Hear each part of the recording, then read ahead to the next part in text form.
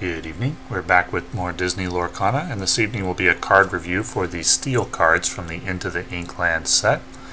Talk about the cards, where I think they will fit in, and the ones that will be worth buying as singles, and the ones that will not or will likely go into the binder if you get them in a pack.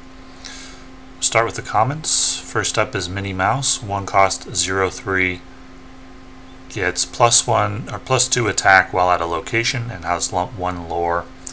All of the cards that get buffs while at a location, of all of them, none of them are really very good, exempting maybe Jim Hawkins, because that condition to fulfill of getting them at a location is a little bit too niche, given the number of locations that people typically play in their deck. So Minnie Mouse isn't going to see play. She's obviously not good while not at a location, as 0/3 isn't really anything. Olympus would be that way, 1 cost. Your characters get +3 attack while challenging a location this turn. It's not bad for removing locations. Now, would you rather play this, or would you rather play Rise of the Titans? Well, Rise of the Titans costs 3, and it can be used to remove 1 location or 1 item. Olympus would be that way, could be used to remove multiple locations, but the situation where you would need to do so and be set up to do so would be fairly niche, and if you were already set up to remove multiple locations in 1 turn, you probably don't need this card. It would just take a little longer, but you'd still be winning. So I don't see this seeing play for that reason, but in a budget deck, it could be okay. Robin Hood, Beloved Outlaw, 1 cost 2/2. I think every 1 cost 2/2, and there are numerous ones in the game. All of them will see play at some point. Robin Hood's no exception. He's got strong stats for a 1-drop, and you can shift the larger Robin Hood on top of him, so he will see a lot of play. And if you don't get him from a pack, you're probably going to want to consider picking him up as a single, because he is going to see a lot of play. Pretty much every competitive deck, almost every competitive deck, is running either steel or ruby as one of its colors, though there is a emerald amethyst deck as well. But most of the competitive decks, almost all of them, are running either steel or ruby, and then pairing it with one of the other colors. So the steel cards, in my estimation, steel is the best and most versatile color in the game, and so the steel cards are going to be the highest priority to acquire. And so the cards that we go over in this video, they're all going to be, if they're recommended buys, they're going to be higher priority buys than the other colors typically. And Robin Hood I do recommend picking up. You will need him. Kida, Royal Warrior, 2 cost 2/3 with Bodyguard, so exactly the same as Simba, just in a different color. We'll see play from time to time in certain decks, but probably not very commonly. When you're playing steel, typically for your 1 and 2, you're going to play Captain Hook and Smee, ideally. Kida might see play in certain kinds of decks that really want to protect like high lore characters, but other than that, probably not. If you were running like an Amber Steel character swarm deck and you didn't have Simba, you could run Kida. Baboom, 2 cost, deal 2 damage to a chosen character or location. I've seen it run in some competitive decks. I don't really like it myself because 2 for 2 is not good enough in my opinion. I think you'd need 3 for 2 before I'd like this card. So 2 for 2, when I see this in a deck and I want to try the deck, I usually swap it out. I don't think it's good enough, but there are a lot of players who would disagree with me. So it probably is a card that you'll want, but not one that I particularly like. Nottingham, 2 cost, 1 movement cost, no ability, 6 health, and 1 lore. I like this card a little bit. Most of the time, the 1 lore locations don't get run by competitive players. For 2 cost, I think with 6 health, you're likely to get 2 lore out of this card if you play it on turn 2. The issue is you're not really providing anything on the board right away, and it's not a big enough threat that the opponent will feel he needs to deal with it, so it may feel a little bit like a blank turn. On paper you'll get good value from this, but I just don't know if it'll feel very good to play, like basically skipping your turn 2, not fighting for the board. Tempo wise it's not good at all. So it could see some play. I don't hate it. It's decent. It'll probably be really good in a sealed deck environment. And it could see some play. I'll keep it in mind. It would be probably like the 3rd location up if you were playing Steel Ruby behind RLS Legacy, Agrabah. I'm not sure what else. Oh, Scrooge McDuck's Lair. So would you play 4 locations and run this one as well? All 3 of those are better. Probably not in that deck anyway. Are there other decks that run Steel where do you want to use this? I just don't know if it's good enough to be worth a card slot in most cases. Razul Palace Guard, 2 cost 1/3. While this character has no damage, he gets +2 attack. That's actually not bad. I've never seen this card played before. This is my first time ever seeing this card. I actually think that's pretty good. I would consider running it. He'd be an acceptable substitute if you see Mr. Smee in a deck and you don't have Mr. Smee, or you don't have Captain Hook. You could do just fine with Razul. I'm actually going to consider him for future decks. I think this card is good. While he has no damage, he gets +2 attack, so he's a 3/3 for 2 cost. Now, Smee does exist, and he's a 3/3 for 2 cost with lore 2, so he's going to get run. And would you ever run the 2 of them together? Probably not. I think Razul is worse than Smee, but if you don't have Smee, this is a perfectly acceptable substitute. Not bad at all. Helga Sinclair, right-hand woman. Most of the time it doesn't matter that if he takes 1 damage you lose the 2 attack, because he's never really going to take just 1 damage. Except from like a random Tinkerbell or Grab Your Sword or something. But even so, the opponent still has to deal with him as a 1/3. So I like that card. I think it's good. Helga Sinclair, while challenging this character, gets +2 attack. Also a decent card that fights for board control. Now 1 lore at 3 cost is a little bit less forgivable than 1 lore at 2. Typically if you're running a 1 lore character at 3 or more, you're looking for them to provide a little more oomph than just stats. However, like Razul, this is not a bad card and it's going to fight for the board pretty well. 4 health isn't super easy to remove. If you don't need to fight for the board, it's really not a good card to have because of just the 1 lore. But if you're in a board fight, it's pretty good. I like it. For commons, both Razul and Helga are pretty good. Gizmo Suit, 3 cost, item, banish this item. Chosen character gains +2 resist until the start of your next turn. That's pretty terrible for 3 cost. If it gave them +2 resist permanently, it'd be good. But just +2 resist until the end of a turn, that's pretty bad. I think it would be hard to get really high value out of this. I don't really expect to see this ever. Mickey Mouse Stalwart Explorer, 3 cost 3/3. This character gets +1 attack for each location you have in play. Just 1 lore. I don't think that getting +1 attack for each location is enough value to play Mickey Mouse even in a location deck. You'd need something like John Silver's ability, something like that. So we remain consistent with the characters that get buffs from locations. They just don't provide enough. Chief Tui, 4 cost, 3/4, no ability, 2 lore.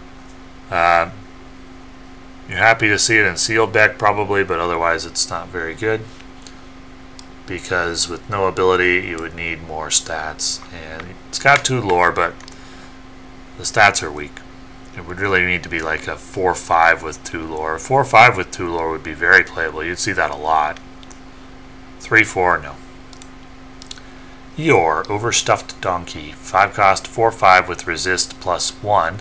Well, it can't be killed by a Along Came Zeus, but only 1 lore means you don't really care. So you're not going to see this card. If it had 2 lore, you'd see it. Maybe. Even with 2 lore, I'm not so sure you would. I think Kronk has that stats. 5 cost, 4/5 with 2 lore, and he doesn't see play. Eeyore, yeah. You won't see Eeyore. Really ever, I don't think, unless some crazy like resist synergy comes out. Let's move on to the uncommons. The Bayou. 1 cost, 1 movement cost, 3 health, 1 lore. Whenever a character quests while here, you may draw a card, then choose and discard a card. Well, if they just stopped the card text at you may draw a card, I would like this card. 3 health is so low, and that ability really isn't good enough. So I don't expect to see this location pretty much ever. I think you almost always get little to no value out of this. Sometimes you could get a couple of characters there and draw a couple of cards if you already had them set up, but that's not going to happen very often. I don't think that card is good. Mr. Smee, we talked about a little earlier, 2 cost, 3/3. At the end of your turn, if this character is exerted and you don't have a captain character in play, deal 1 damage to this character. 2 lore. Well, with the 2 lore, we tolerate that downside because these are great stats, great lore. For 2 cost, this is a very, very strong card. Going to see him combined with Captain Hook, the 1 cost one typically, very, very, very often, and he's really, really good in that slot. One of the best, if not the best, 2 drops in the game. Probably competes with Ursula for that mantle. Rise of the Titans, 3 cost, banish chosen location or item. It's one of the most commonly played cards in competitive decks for location or item control. Depending on your metagame, you may or may not need this, but if you don't, you can ink it. So it's good. You're probably going to want 2 of them in your collection at least. 2 will do you just fine. Maybe 3. Some players like 3, but 2 will probably do you just fine. 2 Rise of the Titans. Will be a card you'll need in the current meta.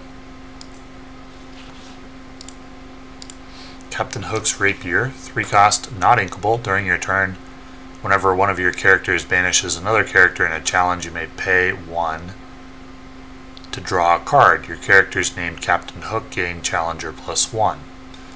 Too expensive, and including the uninkable and that expense cost, I think this takes too long to get there. Maybe like a blue steel deck, this would make the most sense, because blue steel likes to have a lot of items and doesn't mind if the game goes long or you require lots of energy.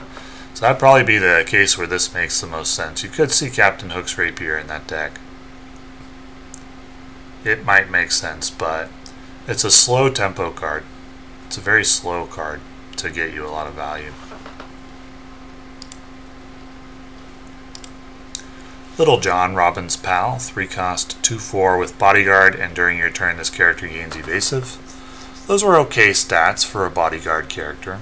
You could see some play in an Amber Steel type deck with Mufasa that's trying to protect questers.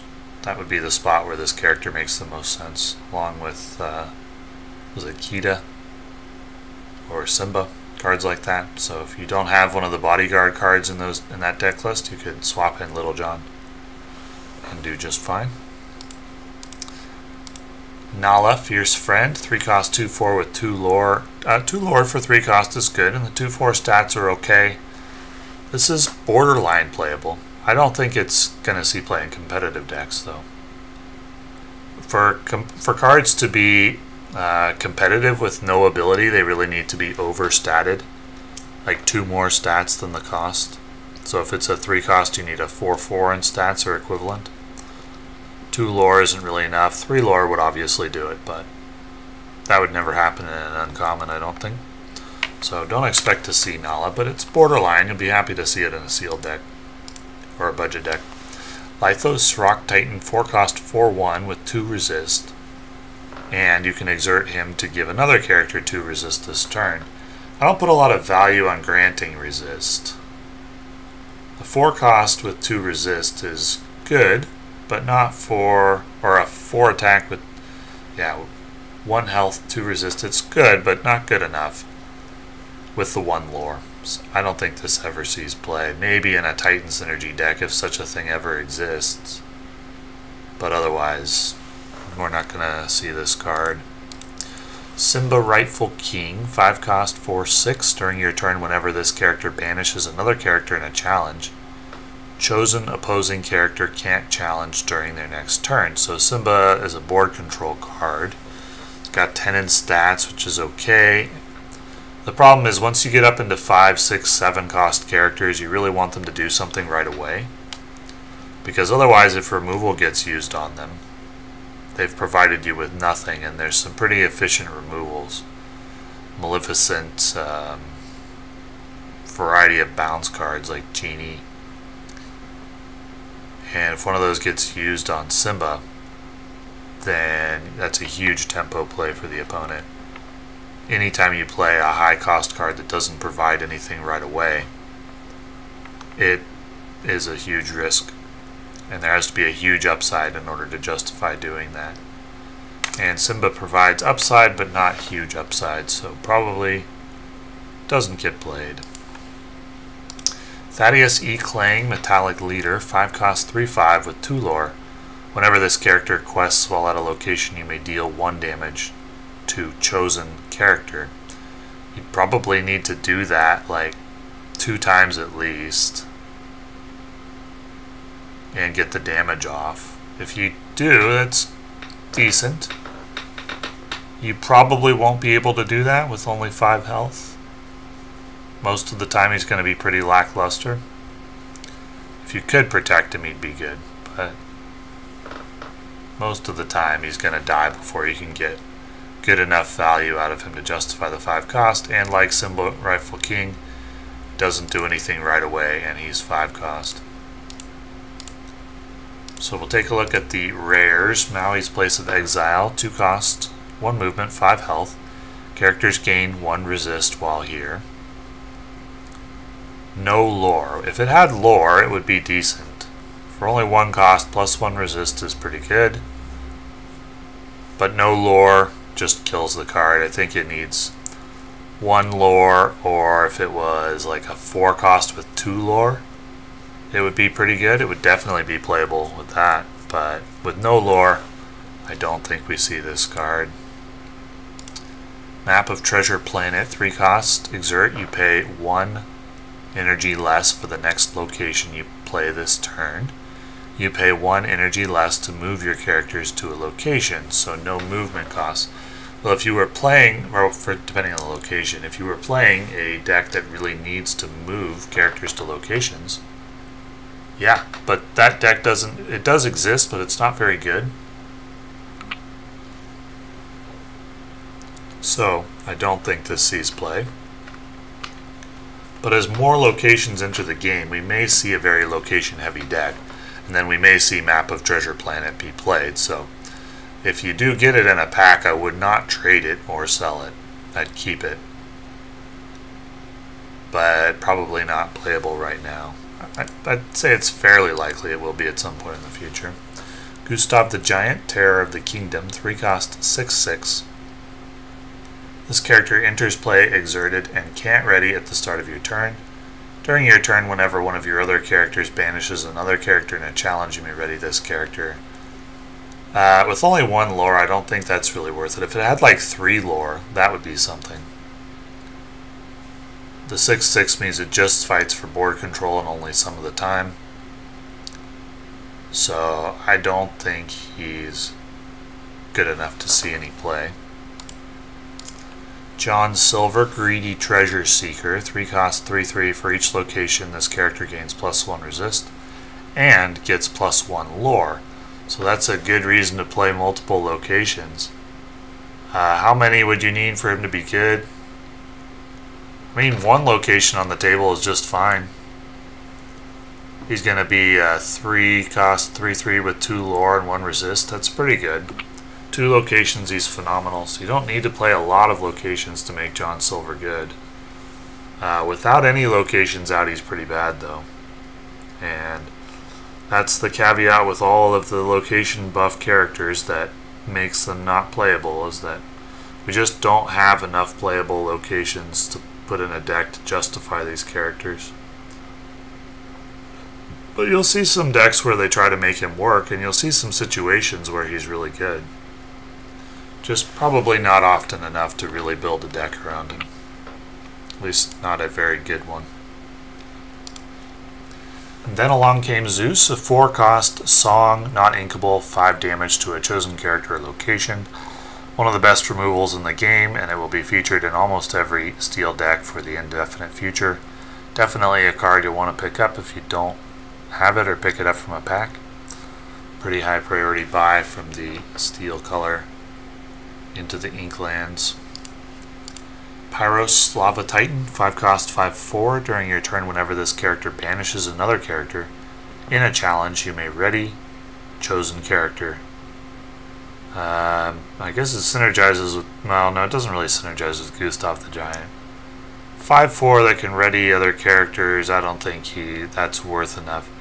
I said this a lot about cards that only fight for the board and don't provide enough lore. I just don't think there's a high enough priority on just winning board control that we're willing to play cards that don't generate a lot of lore and cost a lot. So probably not going to see Pyros unless there's a Titan synergy deck on the horizon. Hades Hot-Headed Ruler, 6-cost, 5/5, 2 lore. Exert to ready your Titan characters. Speaking of Titan synergies, I haven't seen enough from the Titan characters to make me think that the Titan deck is going to be any good. And Hades doesn't really change that. If you were playing a Titan synergy deck, would you include Hades? I mean, a lot of the time you would just want him to quest and not ready your Titans. If you were playing like 3 Titans, this would be good. Maybe 2. 1, probably not. So the deck where he would make sense is really just a fun thematic deck. And Mufasa, Champion of the Pride Lands. Stats only card, 7-cost, 10/3, 3 lore. That 10 health and 3 lore, that is hard to deal with. That means you're probably going to get 6 lore out of him. For 7 cost, not a lot of board tempo and no immediate impact, so he can be dealt with very efficiently by Madame Medusa from the Ruby set, from the Ruby color, because he only has 3 health, so she can just get rid of him right away. Probably ensures that he will never see play.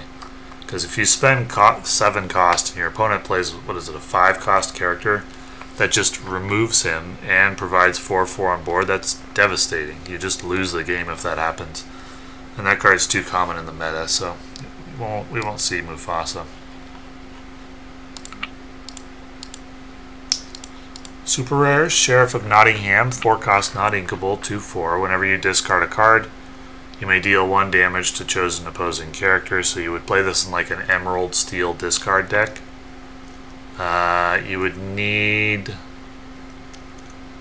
probably at least 3 damage to make this good. So you need him on the table for 3 discards. And he only fights for board control, doesn't really provide lore, so I don't really like the card. I don't think you play him. Even if you are playing Emerald Steel discard, I don't think you would play Sheriff of Nottingham. He's too expensive. Little John, Resourceful Outlaw, 4/5, 6 cost, shift 4, 2 lore. While this character is exerted, your characters with Bodyguard gain resist and lore +1. But he does have to be exerted. He's vulnerable to Along Came Zeus, but if you're playing Bodyguards, he'd be protected from challenge. So a Bodyguard synergy deck? I mean, I considered it in an Amber Steel deck that wanted to run a lot of characters and Bodyguards. Potentially, he could make sense in that deck, but if you don't have any Bodyguards out, he's pretty bad. for the cost. We'll keep this card in mind.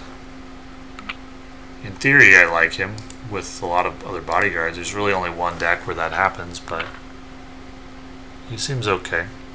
Simba Fighting Prince, 7 cost, 5/7. When you play this character, and whenever he banishes another character in a challenge during your turn, you may choose one, draw 2, then choose and discard 2, or deal 2 damage. So when you play this character, you get 2 damage. And then, whenever he banishes another character, you're usually going to want the 2 damage and not the draw 2, discard 2.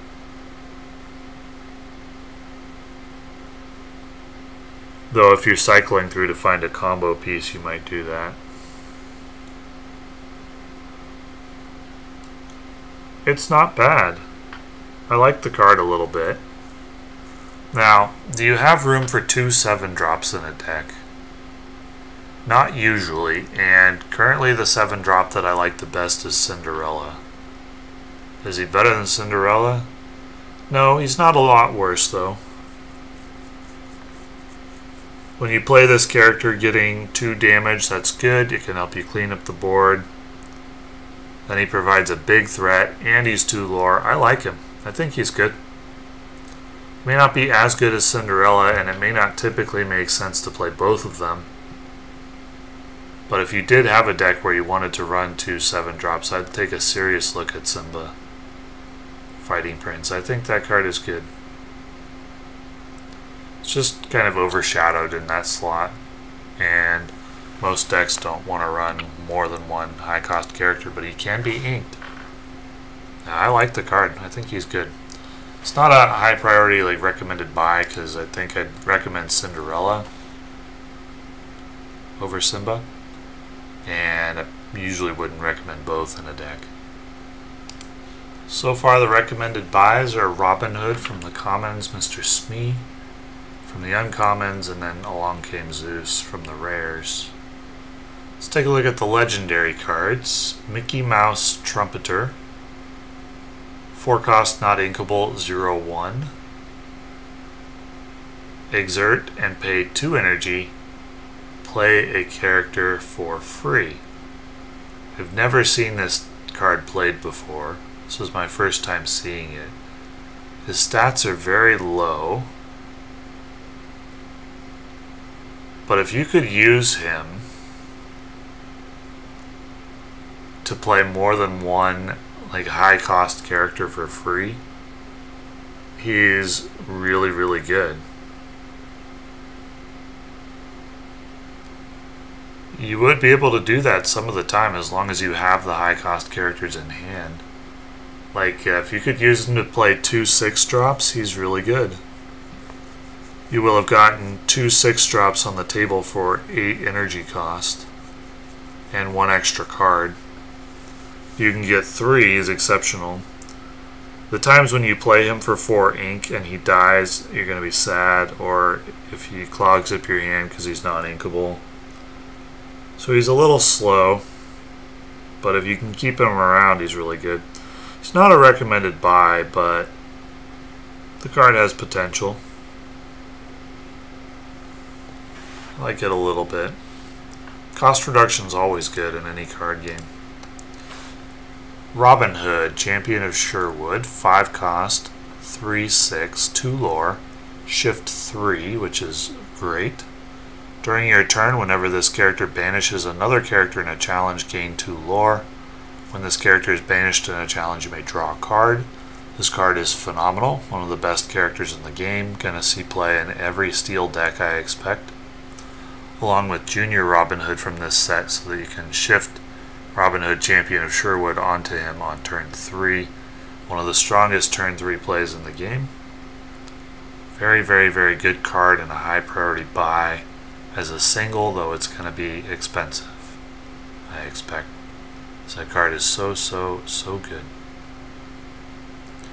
So overall, okay cards from Steel. Few playable cards, a really good legendary. It's middle to high end of the rankings for the colors in this set. And steel is going to remain one of the best colors in the game and featured in many competitive decks. That's all for now, and thank you for watching.